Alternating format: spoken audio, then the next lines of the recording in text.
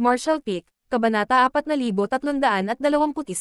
Pagpapagalit. Ang 9 Heavenly Layers Grand Array ay ang culmination ng buhay ni Grandmaster Wu Liang sa pag-aaral sa Tao of Spirit Arrays. Siyam na magkakaugnay na array na sumuporta at nagpatibay sa isa't isa. Ginugol ni Yang Kai ang halos lahat ng yaman na nakuha niya sa Great Cosmological Realm sa Grand Array na ito.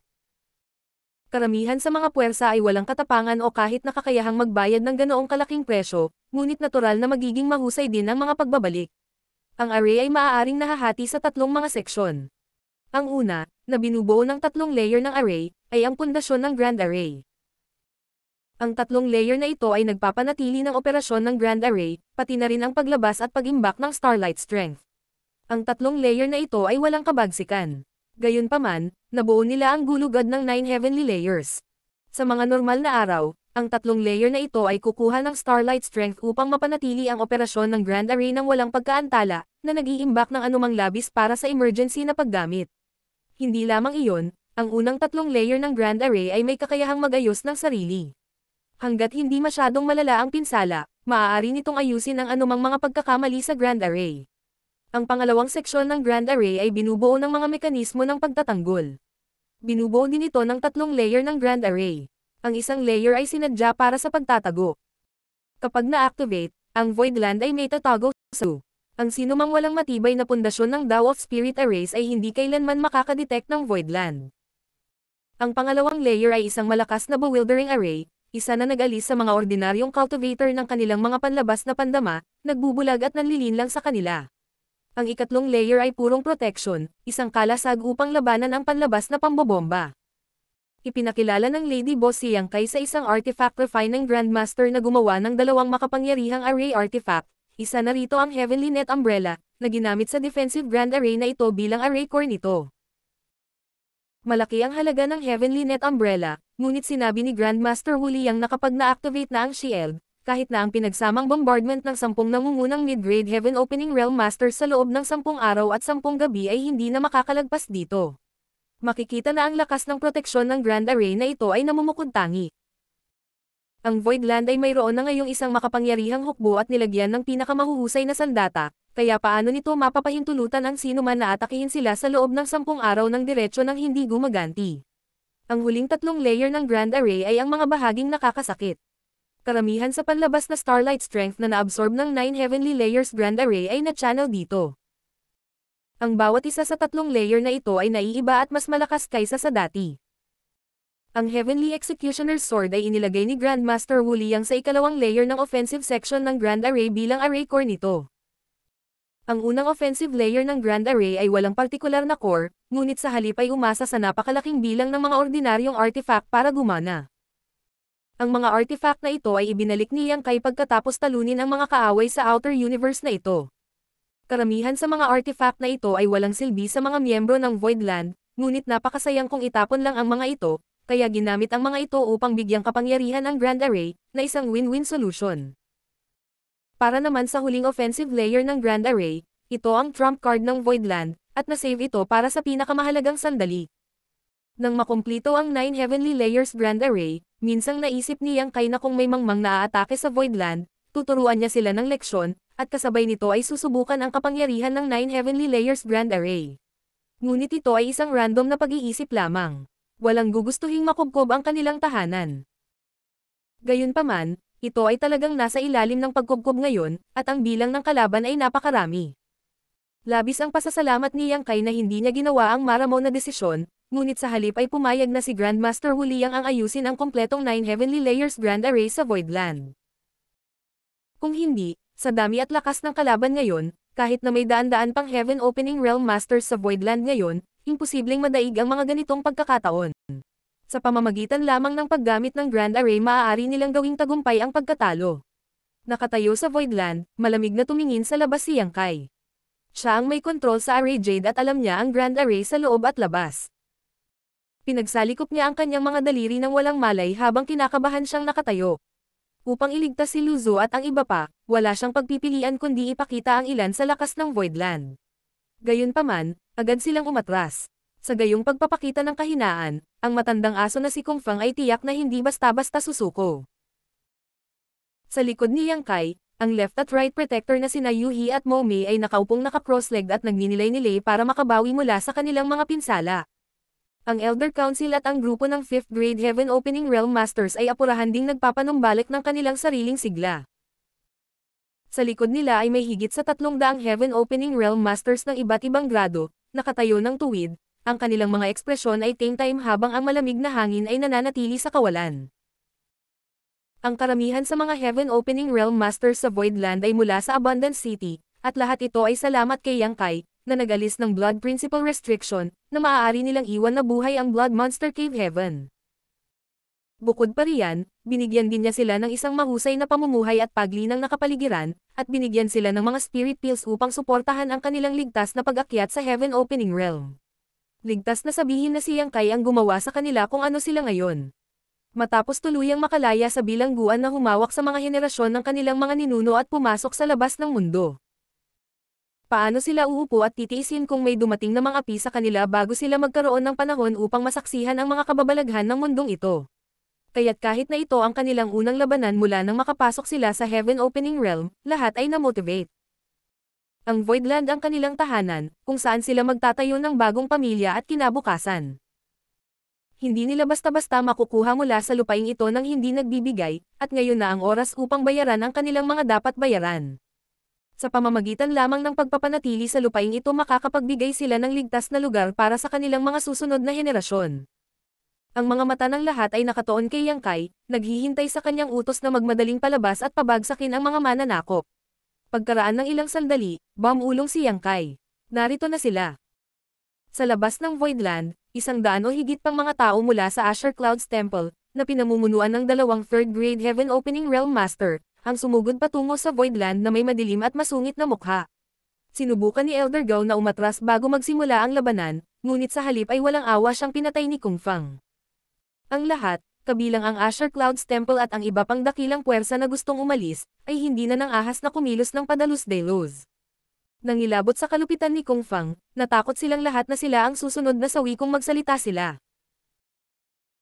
Gayunpaman, kailangan pa ring parusahan ang Asher Clouds Temple habang namumuna sila sa pagtakas, kaya pinilit sila ni Kung Fang na maging taliba sa pag-atake sa 9 Heavenly Layers Grand Array.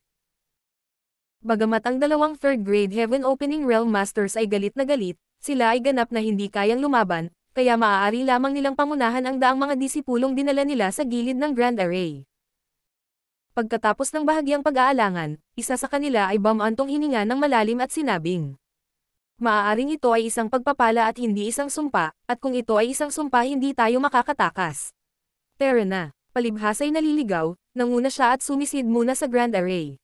Nang makita ito ng iba, buong tapang din silang sumugod sa umiikot na ulap at ambon, sa lalong madaling panahon ay nawala sa paningin. Sakay ng barko ng Heavenly Sword Union, lumingon si Kung Fang kay Luan Baifang. "Junior Sister Luan, nasa iyo na ang lahat." Malamig na bumantong hininga si Luan Baifang. "Huwag kang mag-alala, magiging isang bagay kung ang Grand Array ay nasa idle state, ngunit kapag nagsimula na itong gumana, hindi na may tatago ang mga pagkasalimuot nito sa mga mata ng ginang na ito." Itinuro niya ang sarili niyang mga mata habang nagsasalita, at isang kaakit-akit ngunit nakakatakot na liwanag ang bumungad sa kanyang magagandang mga balintataw, na naging sanhi ng nakamamanghang lilam ng lila. Ang dahilan kung bakit si Luan Baifang ay nagkaroon ng napakalalim na tagumpay sa Dao of Spirit Arrays ay hindi dahil ito ay itinuro sa kanya ng isang Power Master. Sa katunayan, siya ay ganap na itinuro sa sarili, isang tagumpay na posible lamang salamat sa kanyang likas na secret technique. Sa loob ng Black Prison ay hindi mabilang na natural spirit arrays.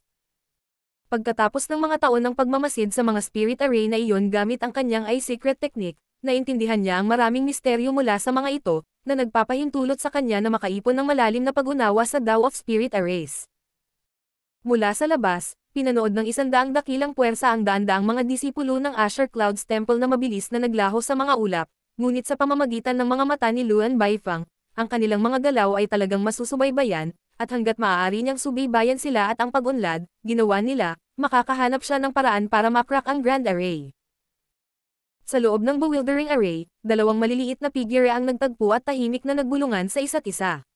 Ang isa sa kanila ay may isang string ng mga purple na ubas sa kanyang ulo, ang kanyang mga braso ay akimbo, na tila siya ay pangalawa sa ilalim ng langit. Ang isa pang figure ay may malaking mushroom cap sa ibabaw ng kanyang ulo at isang mahiyain na ekspresyon sa kanyang mukha, nakasuot ng isang maliit na floral dress. Ang dalawang maliit na figure ay sina Pu Baishong at Little Mushroom. Biglang hinailan ng Little Mushroom ang mga ugat ng ubas sa ulo ni Pu Baishong. Brother Pu, may tao dito, ano ang dapat nating gawin? Dalawang hibla ng ugat sa ulo ni Pu Baishong ang umindayog sa kanyang noo. May pumasok, pabayaan mo na sila, si Batang Yang na ang bahala sa kanila. Mahinang nagsalita si Little Mushroom. Pero natatakot ako, sila ay gumagala kung saan-saan. Paano kung mahanap nila tayo? Kakainin ba nila tayo? Naaliw si Pu Baishong. Huwag kang mag-alala, ganap silang nawala sa spirit array at hindi na tayo mahahanap. Sinabi sa iyo ni Batang Yang, ikaw ang array core ng nakakatuwang array na ito, at kakailanganin lang na kumilos sa kritikal na sandali. Huwag madaling ilantad ang iyong sarili, ngunit kapag ginawa mo, ituturo namin sa kanila ang isang malaking aral upang ipakita sa kanila kung gaano kakalakas. Masunuring tumanggo si Little Mushroom. Pagkatapos ay bigla siyang napabulalas. May katabi tayo. Tumalon si Pu Baishong at tumingin sa paligid. Tamang-tama, nakakita siya ng isang figure na pasuray-suray na parang lasing, at mabilis na hinayla ang Little Mushroom palayo. Sa Voidland, nagtanong si Ai. Halos 100 tao ang pumasok sa array, kasama sa kanila ang 2 low-grade Heaven Opening Realm Masters habang ang iba ay pawang Emperor Realm Cultivator. Sinong gustong humarap sa kanila? Agad na lumabas si Fatty Chen Tian at nagboluntaryo na may nakakakilabot na boses. Sect Master, mangyaring pabayaan ang subordinate na ito. Paano mapalampas ni Chen Tianfei ang ganoong pagkakataon upang ipakita ang kanyang sarili? Hindi siya kwalipikadong lumaban noong huling misyon na iligtas si Lu Zhou at ang iba pa dahil isa lamang siyang 4th grade Heaven Opening Realm Master, ngunit ngayong nagkaroon na siya ng pagkakataon na gamitin ang kanyang lakas, natural na hindi niya ito hahayaang mahulog sa kamay ng iba. Lumingon si Yang Kai para tingnan siya at bahagyang tumanggo. Mabuti, Elder Chen, mag-ingat. Agad na nabuhayan ng loob, sumagot si Chen Tianfei. Sect Master, mangyaring maghintay ng magandang balita, babalik ang subordinate na ito bago mo ito malaman. Pagkatapos sabihin iyon, ang kanyang bulok na figure ay pumailang lang sa langit, na humahanggos patungo sa Grand Array. Sa labas ng Voidland, sakay ng barko ng Heavenly Sword Union, biglang sumimangot si Luan Baifeng. Si Kung Fang, na nagmamasid sa kanyang ekspresyon ay nagmamadaling nagtanong. Ano ang mali? Sumagot si Luan Baifeng nang hindi inaalis ang kanyang tingin sa umiikot na Grand Array. Mukhang may nagbago, may pumasok sa Grand Array mula sa Voidland. Napataas ang kilay ni Kung Fang.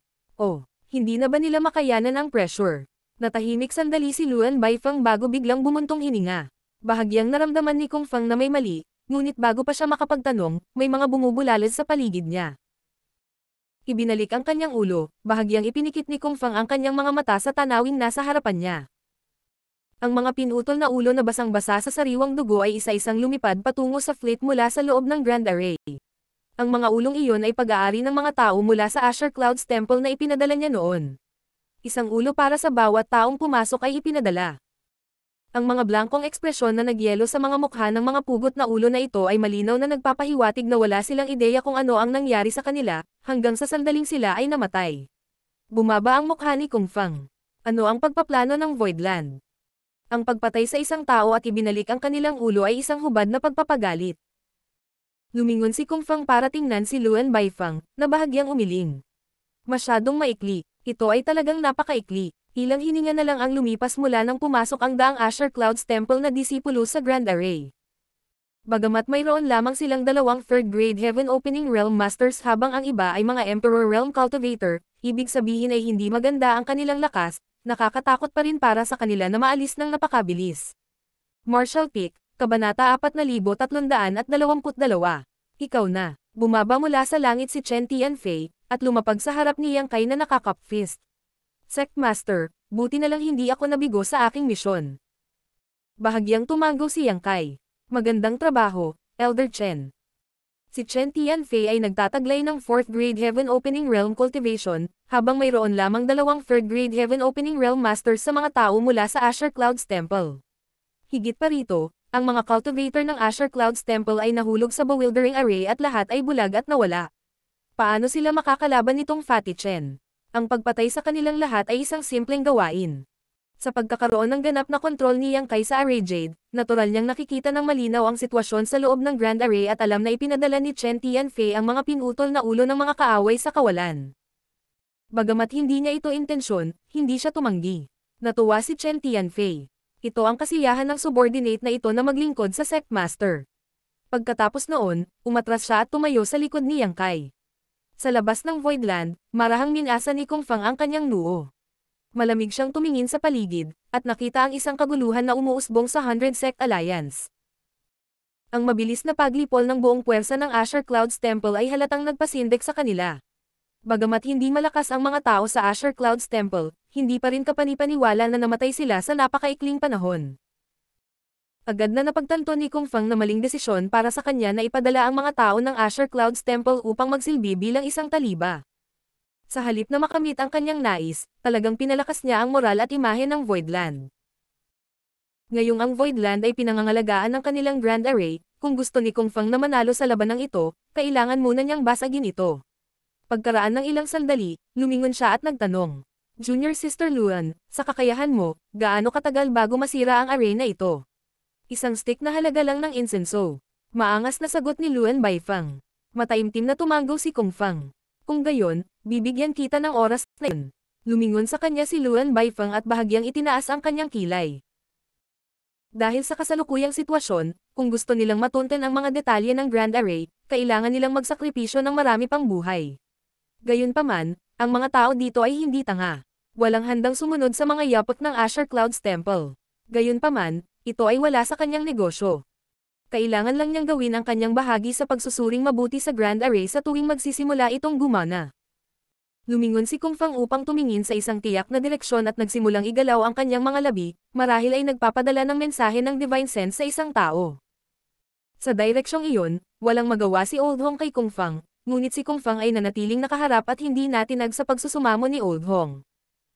Nang walang pagpipilian, si Old Hong ay nagdikit ang kanyang mga ngipin, humakbang pasulong, at sumigaw habang kinuyam niya ang kanyang kamao. Union Master Kung, ang Voidland ay sadyang nakakatakot. Ang Old Master na ito ay humiling na pangunahan ang mga puwersa ng Heaven Border na salakayin at hulihin ang bastos na si Yang Kai. Mangyaring bigyan ako ng pahintulot. Sumagot si Kung Fang pagkatapos ng maikling pag-aalinlangan. Ang Union Master na ito ay pinahahalagahan ang determinasyon ni Brother Hong, ngunit sa Grand Array na nagpoprotekta sa Voidland, ang pagpasok ay magiging lubhang mapanganib. Mag-isip ng 2 beses, Old Hong. Mataimtim na sumagot ang matandang Hong. Ang Voidland ay isang tapunan ng basura ng sakit at kasamaan. Maraming brothers at sisters ang nagdusa sa kanilang mga kamay, gayon din ang aking Heaven Border. Paanong hindi humakbang ang Hong na ito kung nasa harapan ko na ang kalaban? Kailangan ko mang isuko ang buhay ko, magpupunit muna ako ng kapirasong karne sa Voidland. Mangyaring bigyan ako ng pahintulot, Union Master Kung. Si Kung Fang ay nagkunwaring pag-aatubili ng ilang sandali bago, nag-aatubili, sumang-ayon. Mabuti, dahil si Brother Hong ay totoong taos-puso, paano tatanggi ang Union Master na ito? Paano ito? Ang Union Master na ito ay magpapadala ng 80 disipulo mula sa Heavenly Sword Union upang samahan ka. Huwag subukang sakupin ang kalaban, kailangan lang nating pasiglahin ang Grand Array para makrak ni Warden Luan ang mga lihim nito. Tumutok sa pananatiling buhay at pagbili ng oras. Pagkasabi noon, sabay indayog ng kanyang kamay, 80 katao ang agad na sumulpat sa kanyang likuran. Maraming Heaven Opening Realm Master sa kanila, at ang kanilang pinuno ay isang 5th grade Heaven Opening Realm Master. Tuwang-tuwa, ikinuyom ni Old Hong ang kanyang mga kamao. Maraming salamat, Union Master Kung. Tuwang-tuwa siya. Isa lamang siyang 4th grade Heaven Opening Realm Master, kaya matapos masaksihan ang makapangyarihang pamana ng Voidland, inamin niya na hindi sapat ang kanyang lakas para makipagkumpetensya sa kanila o makapasok man lang sa kanilang Grand Array. Kung talagang nakapasok siya, tiyak na mamamatay siya ng kot.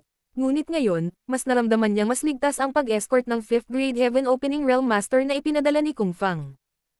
Gayunpaman, ang mga tao ng Heaven Border at 80 miyembro ng Heavenly Sword Union lamang ay malinaw na hindi pa rin sapat.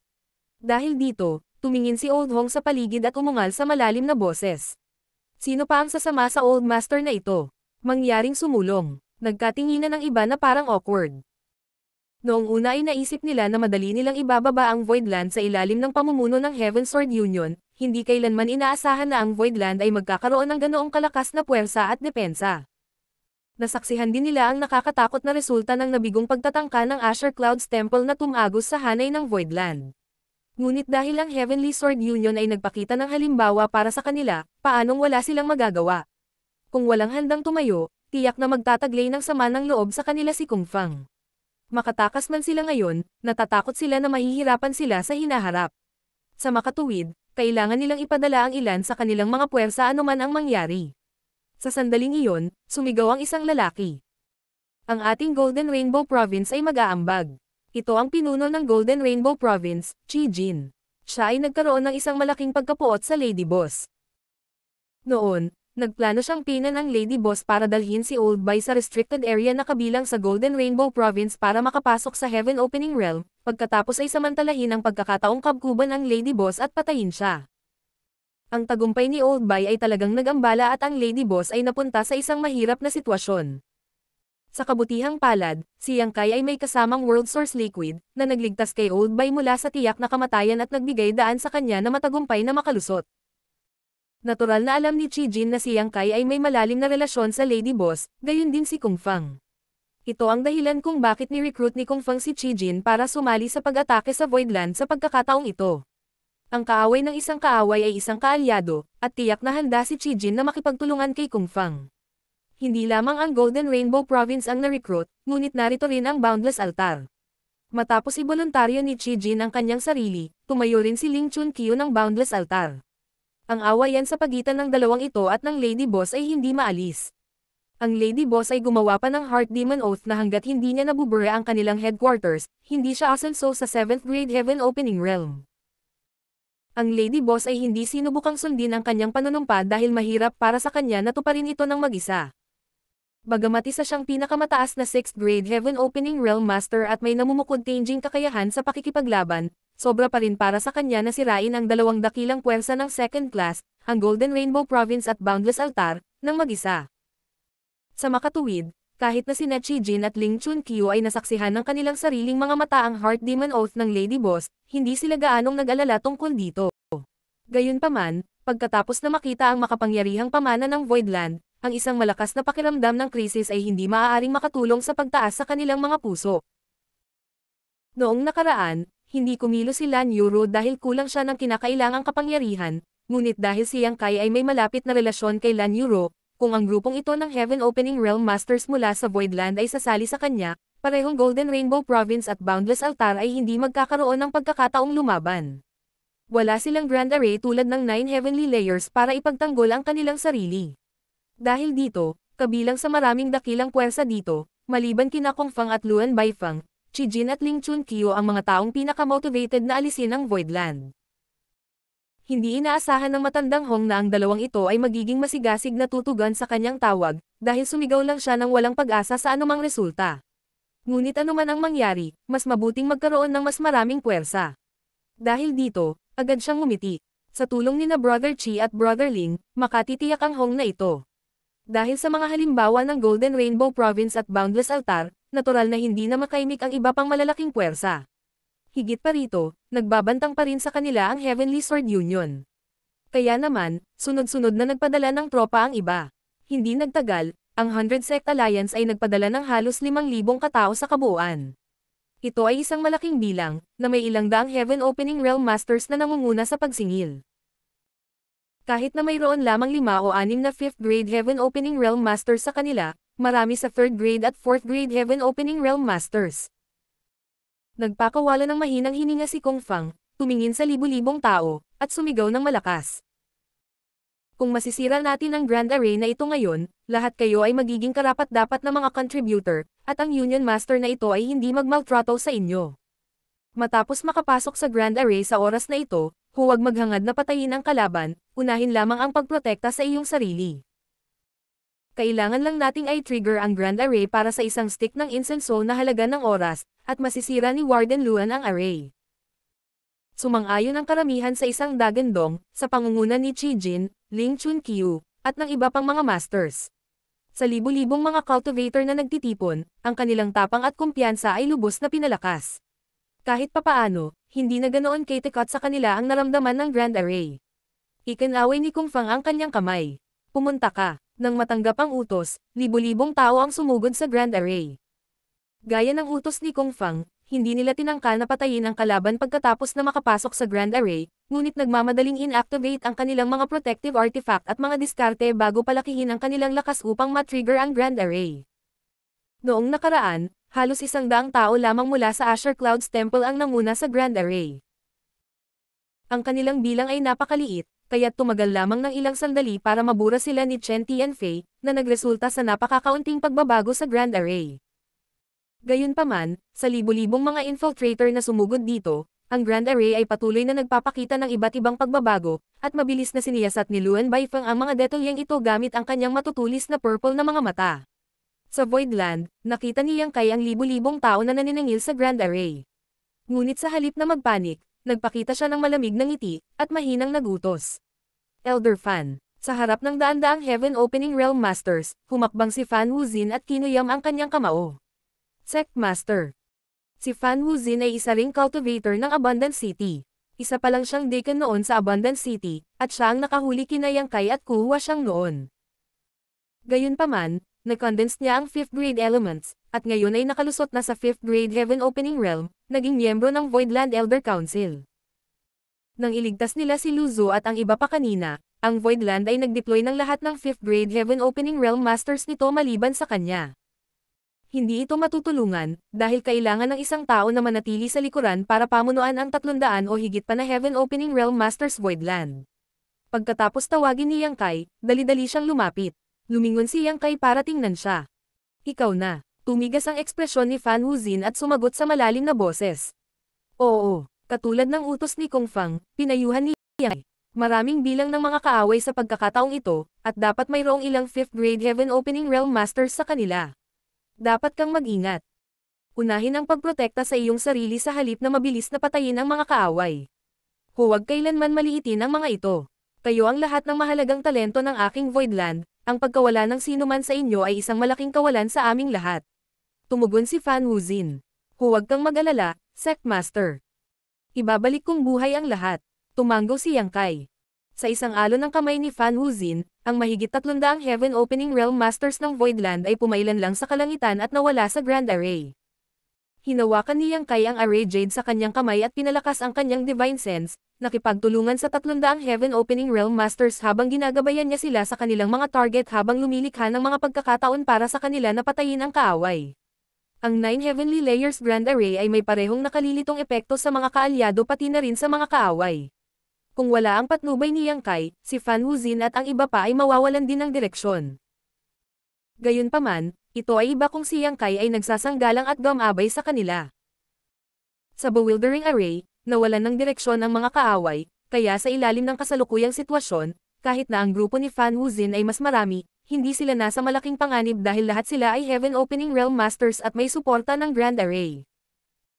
10 paghinga lang ng oras matapos ang 300 o higit pang Heaven Opening Realm Masters na pumasok sa Grand Array, ang mga nagkalat na bangkay ay nagsimulang umulan sa Voidland ng sunod-sunod mula sa langit na parang dumplings. Ang eksena ay parehong kakilakilabot at kamanghamanghang masaksihan. Marshall Peak, Kabanata 4323. Pagpatay. Ang 100 Sect Alliance ay nagtalaga ng halos 5,000 katao, na isang malaking bilang. Kabilang sa kanila ang daan-daang Heaven Opening Realm Masters. Sa ganoong lineup, anumang ordinaryong second-class Great Force ay hindi magiging kalaban. Dumating ang mga taong ito ng may mataas na moral, at sa ilalim ng pamumuno ng maraming 5th grade Heaven Opening Realm Masters, bumagsak sila sa Grand Array mula sa maraming direksyon. Kaagad, napalibutan sila ng gumugulong na fog na nagpalabo sa kanilang paningin at mahigpit na pinigilan ang kanilang divine senses. Ang sinumang nasa ibaba ng Heaven Opening Realm ay naging mahalagang bulag habang kahit ang 5th grade Heaven Opening Realm Masters ay maaari lamang suriin ang sitwasyon sa loob ng radius na 300 metro sa kanilang paligid. Gayunpaman, isinasaisip nila ang mga utos ni Kung Fang, ipinatawag kaagad ang kanilang mga depensibong artifact, at patuloy na gumagalaw, nagpapadala ng mga pag-atake sa pagsisiyasat upang abalahin ang Grand Array upang maimbestigahan ni Luan Baifeng ang mga reaksyon nito at matunten ang istruktura nito. Isang grupo ng mga tao mula sa Heaven Border ang nagtipon sa paligid ng Old Hong. Gusto niyang magkayakap sila para mabantayan ang isa't isa. Lubhang mapanganib para sa kanila na maghiwa-hiwalay dahil sa kasalukuyang sitwasyon. Gayunpaman, sa loob ng 10 paghinga pagkatapos na sumugod sa bewildering array, napagtanto ni Old Hong na ang kanyang grupo ay unti-unting lumiliit. Nadurog ang kanyang puso, at bubuksan na sana ang kanyang bibig para i-rally ang kanyang puwersa nang makarinig siya ng biglaang pagsigaw mula sa lahat ng direksyon. Ito ay ang halata at biglang tunog ng kamatayan. Ang Old Hong, na pumatay ng maraming tao sa nakaraan, ay alam na alam ang mga iyak na ito. Halata na ang kanyang mga puwersa ay tinambangan ng Voidland. Sumunod ka sa akin, huwag magpanik. Ang matandang Hong ay umungal ng malakas, ngunit sa ngayon ay 3 na lamang ang natitira sa kanyang paligid. Si Old Hong ay isang 4th grade Heaven Opening Realm Master, kaya ang kanyang Divine Sense ay nakapag-extend ng ilang dosenang metro sa paligid. Gayunpaman, kung sila ay talagang na-ambush, tulad ng isang maliit na distansya ay hindi magiging sapat para sa kanila upang tumugon ng epektibo. Biglang, isang hindi pangkaraniwang agresibong puwersa ang sumugod sa kanila mula sa gilid. Namutla ang mukha ng Old Hong at sumigaw. Ipagtanggol ang inyong sarili. Kasabay nito, ibinagsak niya ang isang palad patungo sa direksyong iyon, na nagpadala ng isang pagsabog ng World Force. Bahagyang nakipag-ugnayan siya sa paparating na assaulter bago mabilis na umatras, hindi huminto hanggang sa siya ay hindi bababa sa ilang dosenang metro ang layo. Ang kanyang mukha ay biglang nagbago, habang siya ay tumawag sa alarma. 5th grade Heaven Opening Realm. Napagtanto niya na ang umatake sa kanya ay isang 5th grade Heaven Opening Realm Master, dumating na ang takdang panahon ko. Tahimik siyang sumigaw. Isa lamang siyang 4th grade Heaven Opening Realm Master, kaya paano nagkaroon ng pag-asa na makaligtas sa krisis na ito? Tahimik na sinusumpa si Kung Feng sa kanyang puso, hindi nang ahas si Old Hong na pakawalan ang kanyang bantay at hinimok ang kanyang defensive artifact sa maximum nito. Umalangaw-ngaw ang isa pang serye ng mga hiyawan, at hindi napigilan ni Old Hong ang pagdurugo ng kanyang puso. Bagamat panandalian lang ang mga hiyawan, malinaw niyang nakikilala na ang mga boses ay pagmamayari ng low-grade Heaven Opening Realm Masters mula sa Heaven Border na hanggang kamakailan ay kasama niya. Paano makakaligtas ang ilang low-grade Heaven Opening Realm Masters sa pag-atake ng isang 5th grade Heaven Opening Realm Master? Lahat sila ay natapos sa isang diretsyong daan na paglalakbay sa Yellow Springs. Ang Old Hong ay nagngangalit ng kanyang mga ngipin habang siya ay tumalikod upang tumakas. Gayunpaman, ang umalingaw-ngaw na mga ulap at ambon ay labis na tumakip sa kanyang paningin.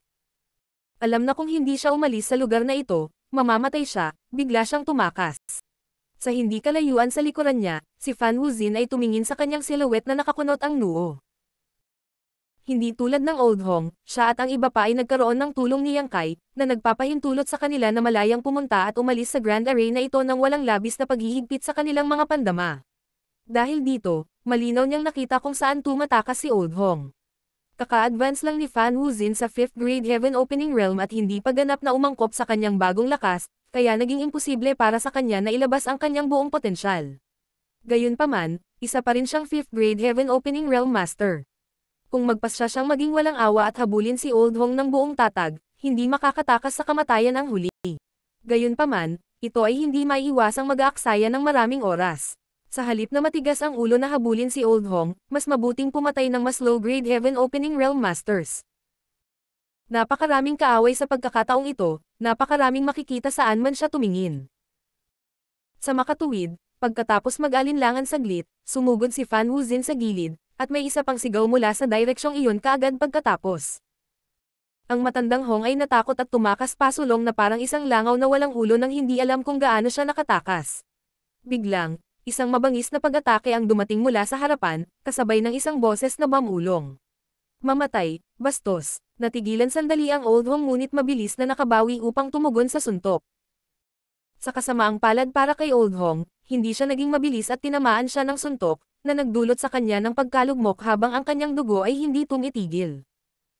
Nang hindi na hinintay na muling mag-atake ang kalaban, sumigaw siya. Brother Chi. Ilang kilometro ang layo, huminto si Chi Jin at tumawag.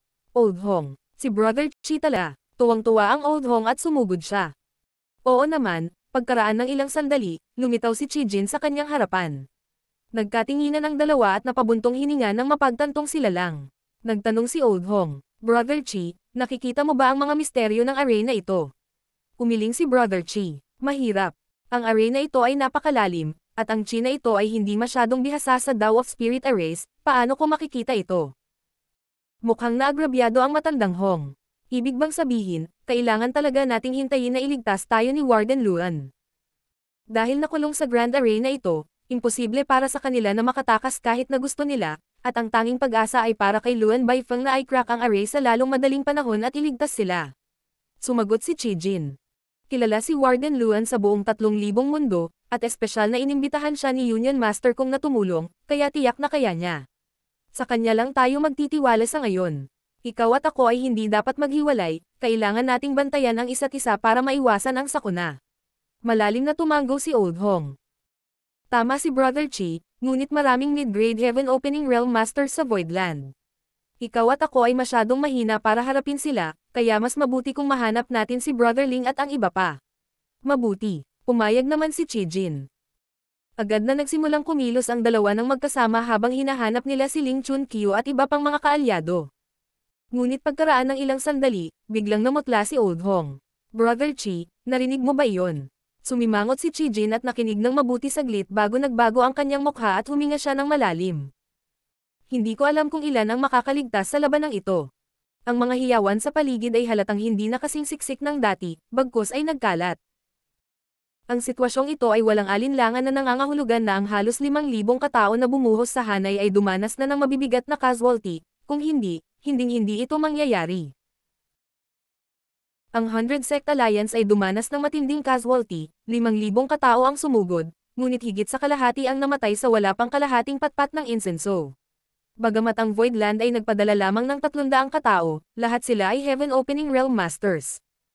Bagamat ang 100 Sect Alliance ay may numerical advantage, ilang daan lamang sa kanila ang Heaven Opening Realm Masters, at bilang karagdagan sa pagiging nakulong sa Bewildering Array, napilitan sila sa isang napaka-passive na sitwasyon.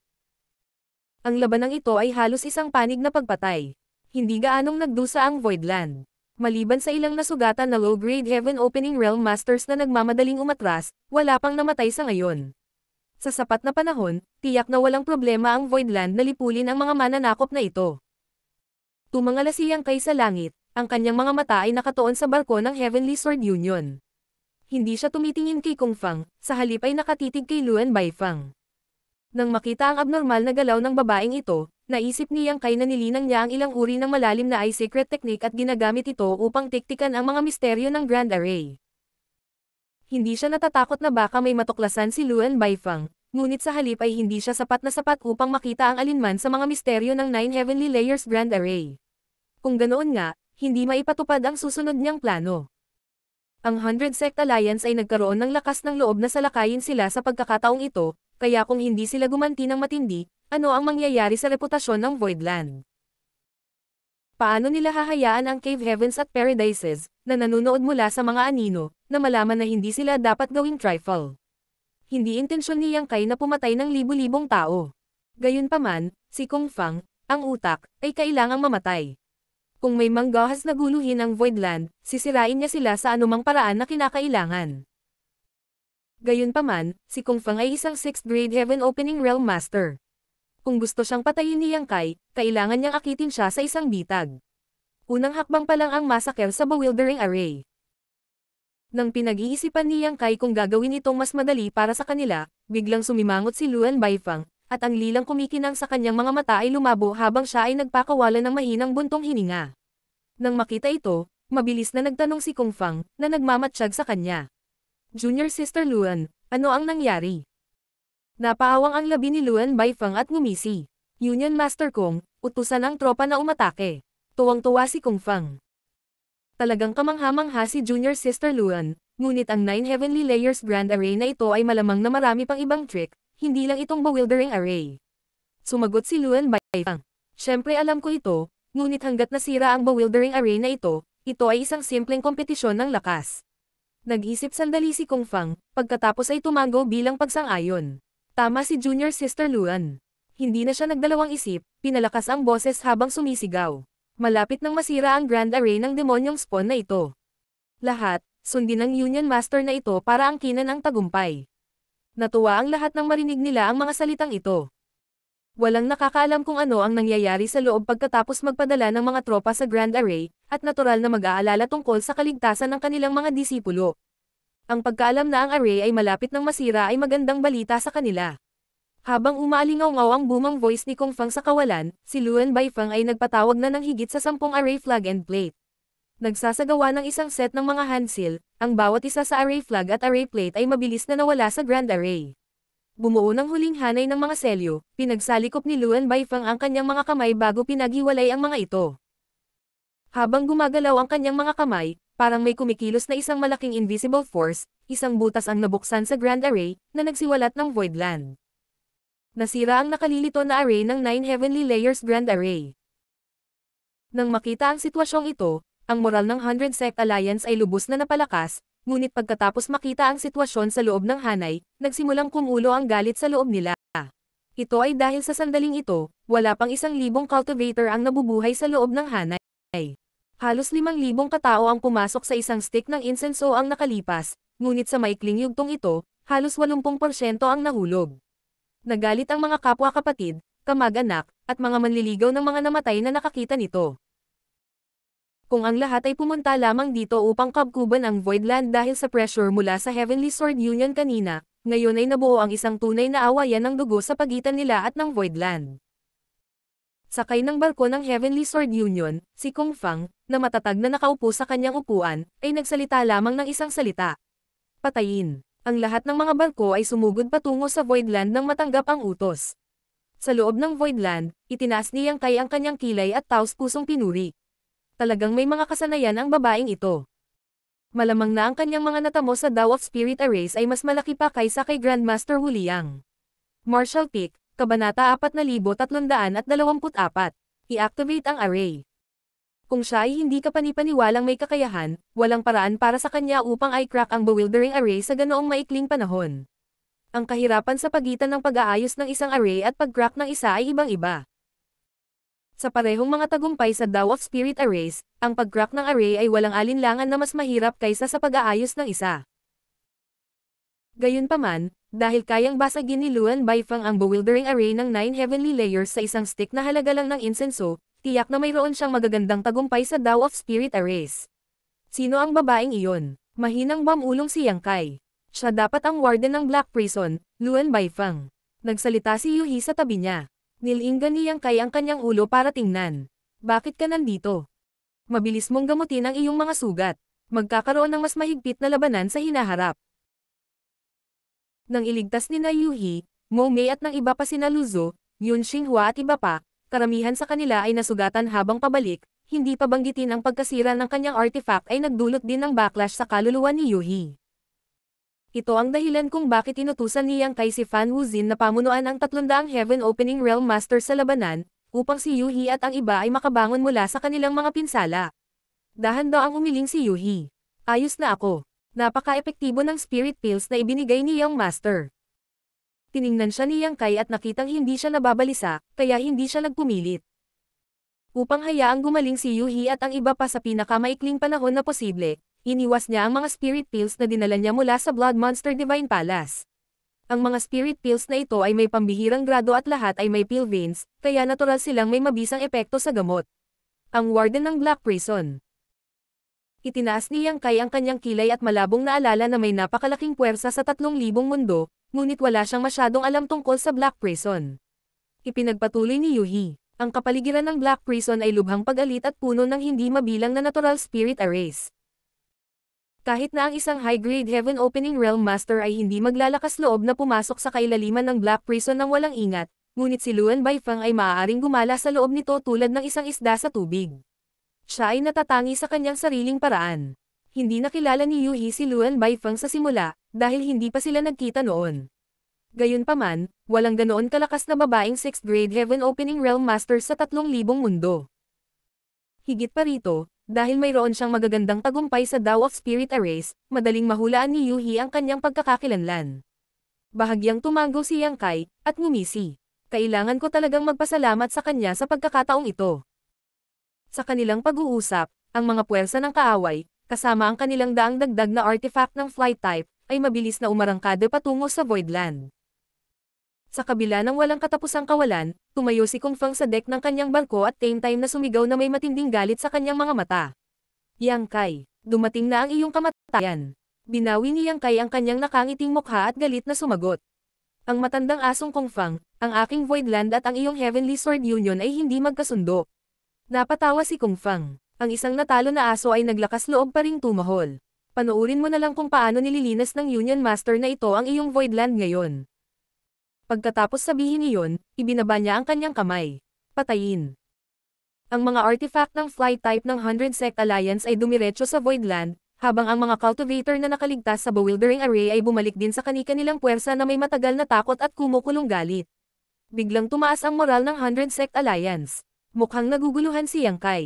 Hinawakan niya ang array jade sa kanyang kamay at umungal. I activate ang array. Nang bumagsak ang mga salita, isang buzz ingay ang biglang lumabas mula sa buong Spirit Province.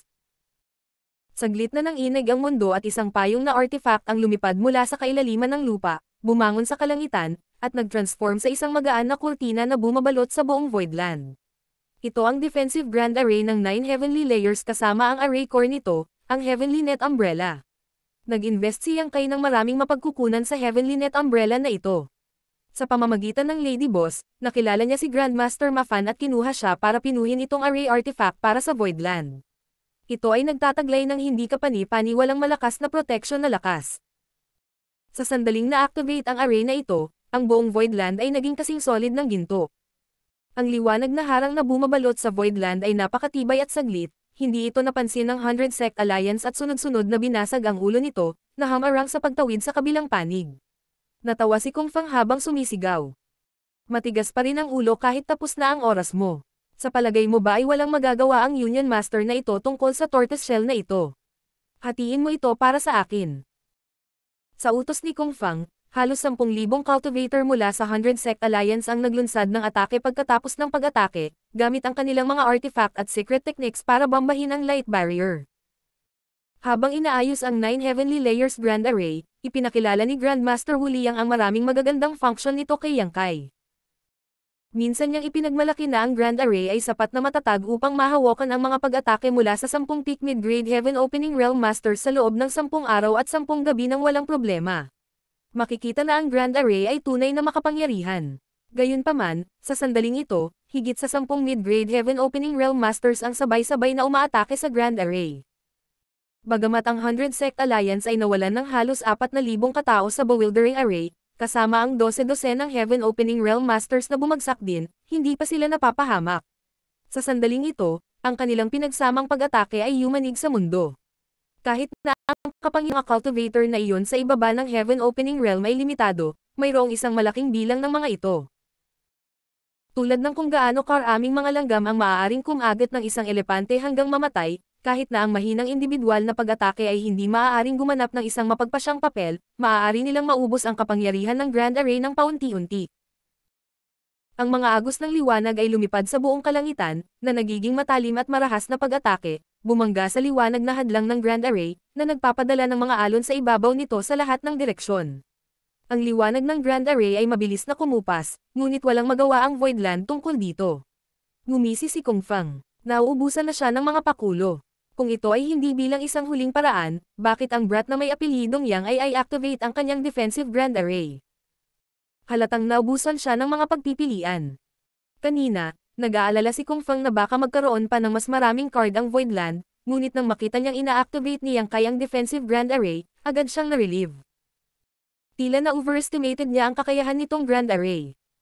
Malamig siyang tumingin sa ibaba, at nakita si Yang Kai na nakakuyom ang kanyang mga kamao, ang kanyang mga mata ay tila lalabas sa kanilang mga saksakan habang ang mga ugat sa kanyang noo ay pumipintig ng husto.